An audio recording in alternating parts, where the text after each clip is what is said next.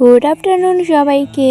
অনেক দিন ধরে ভেবেছিলাম যে মিঠিকে আমি সাজাবো, তো ওইদিকে দেখো ব্রোর যখন শাড়িটা আমার কাছে আছে তখন ভাবলাম না এই শাড়িটার একটু সদ্ব্যবহার করিনি। তারপরে দেখো যেই ভাবা সেই কাজ, মিঠিকে ডেকেছি। তারপরে দেখো আমি শাড়িটা ড্রেপিং করতেও বসে পড়েছি, মিঠিকে শাড়িটা পরিয়েও দিলাম।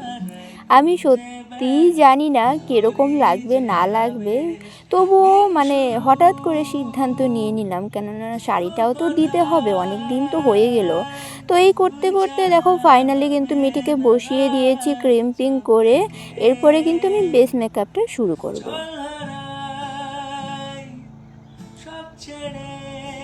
যেহেতু ওর মুখে অনেক প্রবলেম রয়েছে, তাই আমি এজরোকে ফোন করে এইটা ওর যে জিজ্ঞেস করে নিয়েছি, নিশ্চিত হয়ে নিয়েছি।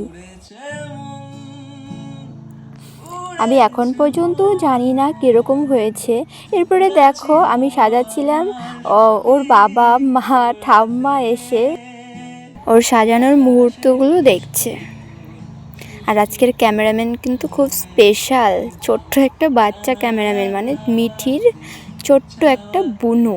ও যদি আজকে না থাকতো তাহলে কিন্তু আমি আমার এই ছোট্ট ছোট্ট ভিডিওগুলো অ্যাড করতে পারতাম না। ওর অবদান কিন্তু অনস্বীকার্য। আর আমি কিন্তু হেয়ারটা কোনোভাবে ভালো করার চেষ্টা করিনি, কেননা অনেকটা লেট হয়ে গিয়েছে।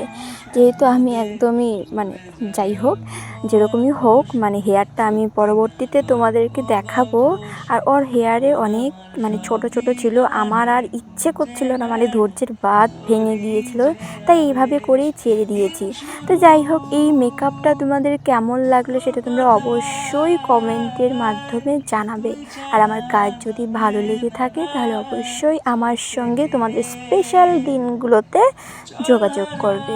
আজকের ব্লগটা কিন্তু এই পর্যন্তই। সবাইকে টাটা, বাই বাই।